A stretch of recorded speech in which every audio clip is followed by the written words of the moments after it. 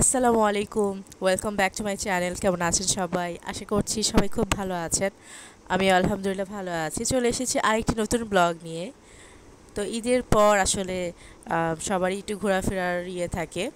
তো অনেক ব্যস্ততার কারণে আসলে ব্লগ দিতে একটু লেট হয়ে গেছে। তো এই যে আজকে আপনাদের সাথে ঘোরার ব্লগ শেয়ার করতে যাচ্ছি। তো দেখতেই পাচ্ছেন আমরা বাসা থেকে বের হয়ে গেছি একটা ব্যাগ নিয়ে। তো ব্যাগের মধ্যে কাপড়-চোপড় ছিল। তো আমরা যাচ্ছি হচ্ছে গিয়ে Keraniganj Konakhola magic island Anwar city বলে যেটাকে, আনোয়ার সিটি ম্যাজিক আইল্যান্ডে যাচ্ছি আর কি। তো সেখানে প্রথমবারই যাওয়া হচ্ছে। তো ঈদের পর থেকে আর কি চিন্তা করছিলাম যে কোথায় যাব। তো একবার ভেবেছিলাম যে নন্দন পার্কে যাই। তো নন্দন পার্ক যেহেতু আমাদের বাসা থেকে অনেকটাই দূরে, প্রায় ৩-৪ ঘন্টা তো লেগেই যায়, রাস্তার যে জ্যাম থাকে। তো সেই জন্য সবাই আবার চিন্তা করে দেখলাম যে না, যেতে গেলে খুবই কষ্ট হবে, যেহেতু আমাদের সাথে অনেকগুলো বাচ্চা কাচ্চা আছে মাশাল্লাহ। তারপর আমার আম্মু, আমার ছোট খালা, তারাও একটু মুরব্বি, মানে তাদের তো পায়ের সমস্যা, তখন গাড়িতে বসেও থাকতে পারবে না। তো শেষ মুহূর্তে আমরা ইউটিউবে দেখলাম যে আনোয়ার সিটি ম্যাজিক আইল্যান্ডের অনেকগুলো ভিডিও দেখেছি। তো তাদের ভিডিও দেখে আমাদের ভালোই লাগলো। তো তাদের মতো আমিও আপনাদের জন্য ভিডিও করেছি, যারা এখনও যাননি। ঘুরতে যাওয়ার হয়তো অনেক প্ল্যান আছে। তো সেখানে গিয়ে আমাদের কেমন লাগলো সব কিছুই আজকে আপনাদের সাথে শেয়ার করবো, আজকের ব্লগে দেখতে পারবেন। তো আমরা সবাই লাস্ট মোমেন্টে ডিসাইড করলাম যে আমরা তাহলে কোনাখোলাই যাই, যেহেতু এটা আমাদের বাসা থেকে অত বেশি দূরেও না। প্রায় ঘন্টাখানেকের মধ্যে আমরা পৌঁছে যাব, ঘন্টাখানেক লাগবেও না, এই আধা ঘন্টা বা 40 মিনিট এরকম হবে হয়তো। তো এই তো আগের দিন, মানে যাওয়ার একদিন আগে আমরা সিদ্ধান্তটা নিই।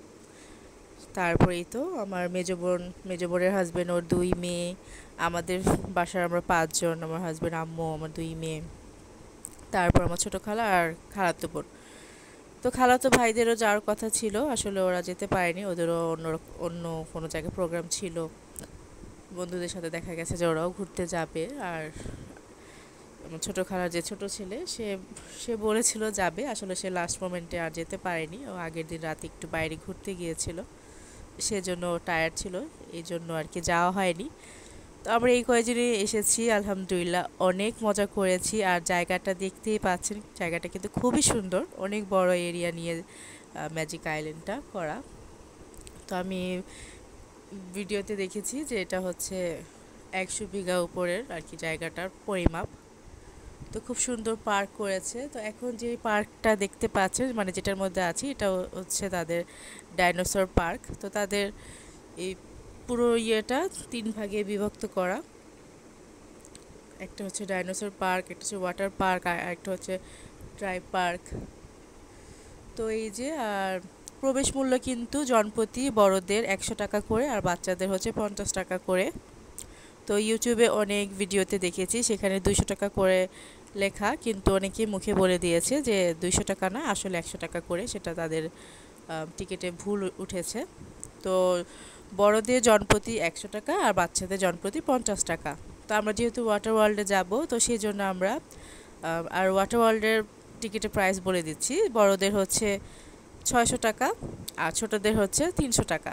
তো আমাদের ছোটদের টোটাল টিকিটের প্রাইস পড়েছে প্রবেশ মূল্য আর ওয়াটার ওয়ার্ল্ডের আর কি সব রাইড এটার মধ্যেই।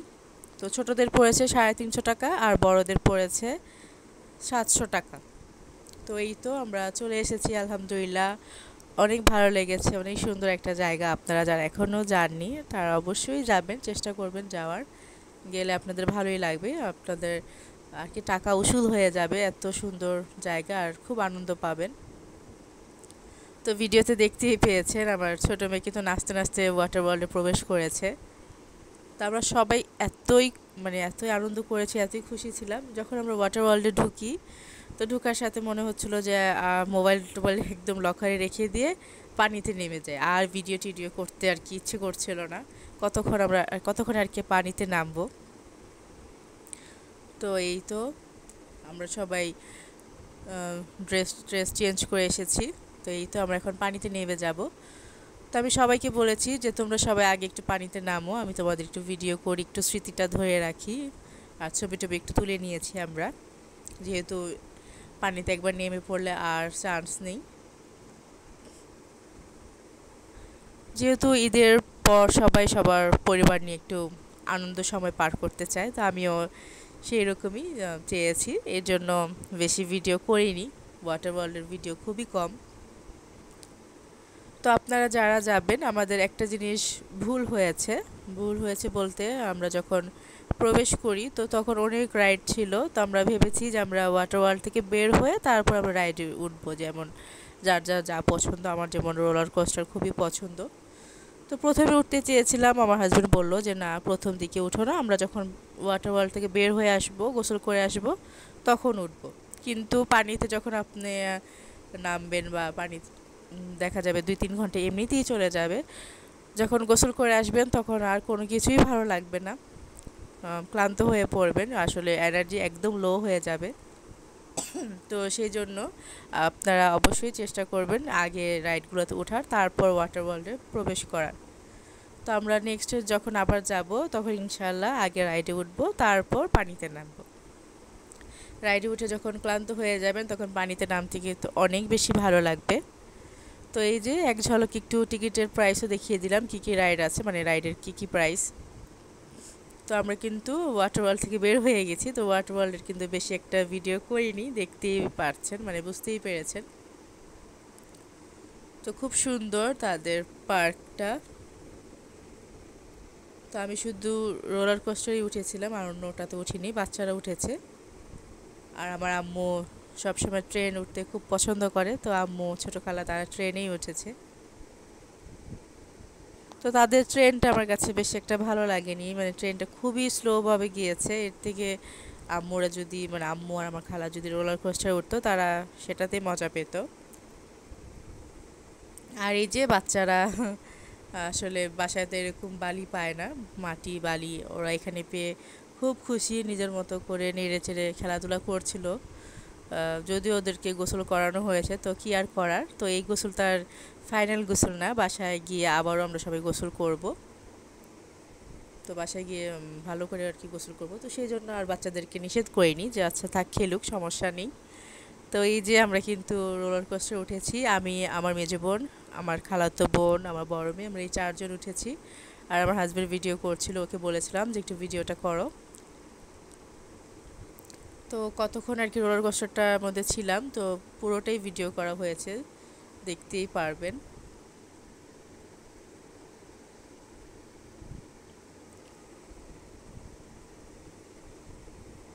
তো আমি তো আমার আমার অভিজ্ঞতা আপনাদের সাথে শেয়ার করলাম।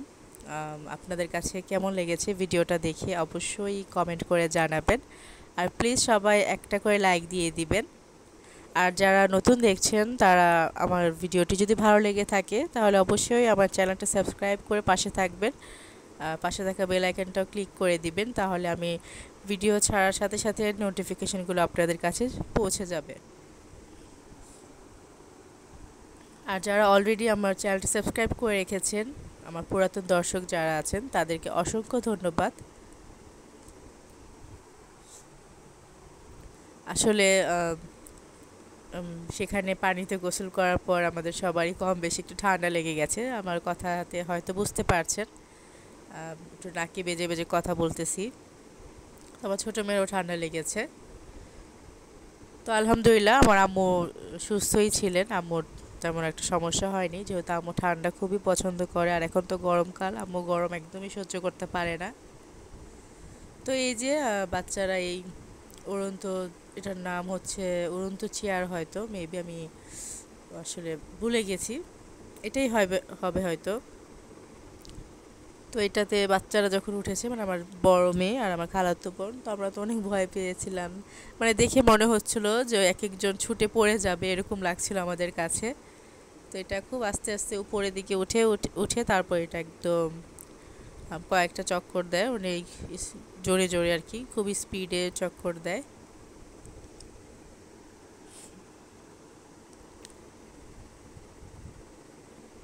তো তো যখন ছোট ছিলাম তখন শিশু পার্কে শিশু মেলাতে এটা ছিল, তখন উঠতাম, খুবই ভালো লাগতো। তারপর 4-5 বছর আগে কেরানীগঞ্জের শ্যামল বাংলায় গিয়েছিলাম, তো শ্যামল বাংলাতেও এটা আছে। তো শ্যামল বাংলাতে আবার এটা অত উপরে উঠে না, কিন্তু ভালোই চক্কর দেয়, তো সেখানেও ভালোই লেগেছিল।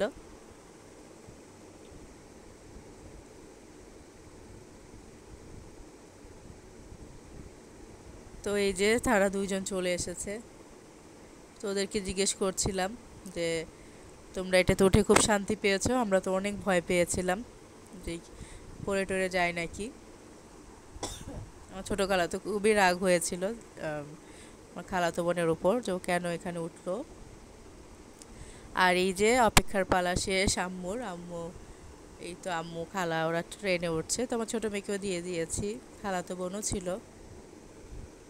তো বড় মেয়েকে জিজ্ঞেস করছিলাম ট্রেনে উঠবে কিনা, তো ও ট্রেনে উঠতে চায়নি, কারণ আমরা দেখেছি যে ট্রেনটা খুবই স্লোভাবে যায়, তো সেই জন্য আর ওঠার ইচ্ছাটাই আর হয়নি।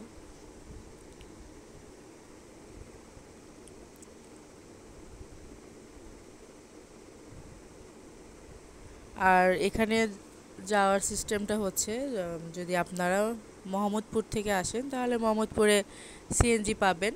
তো জনপ্রতি হয়তো 50 টাকা করে নিবে।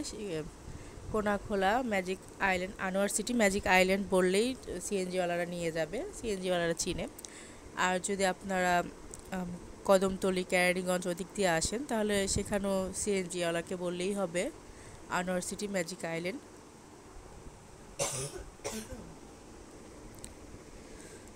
তো আমরা আমাদের আমাদের এখান থেকে যেতে সিএনজি ভাড়া নিয়েছিল 300 টাকা, যেহেতু ঈদের টাইম তো সেজন্য 300 টাকা, না হলে নর্মালি এটার ভাড়া হচ্ছে 250 টাকা। তো আমরা রিজার্ভ সিএনজিতে গিয়েছিলাম, তো সেই জন্য।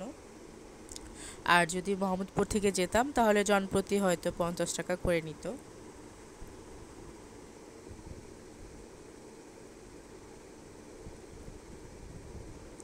তো সেটার ভিতরে কিন্তু খাবারের অনেক বড় একটা ইয়ে আছে, রেস্টুরেন্ট আছে, নাম হচ্ছে ছাপারপট্টি, তো সেখানে আর যাইনি।